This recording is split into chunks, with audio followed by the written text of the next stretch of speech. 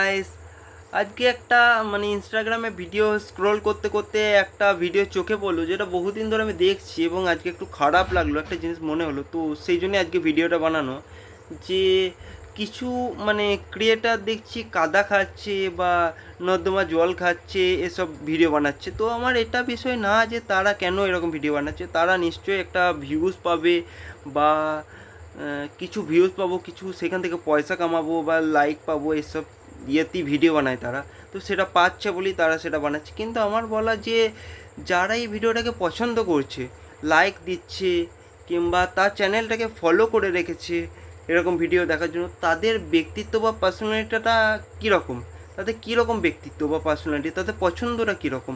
তো সেই হিসাবে আমার একটু খারাপ লাগলো। তো আমার মনে হলো যে পরবর্তী যারা আসছে, যারা এই রকম পছন্দ বা এই সব চ্যানেলগুলোকে সাবস্ক্রাইব করে রাখছে বা ফলো করে রাখছে বা এগুলোকে লাইক করছে, তো তাদের জেনারেশনটা কীরকম আসতে চলেছে এরপরে, বা তাদের পছন্দটা কীরকম।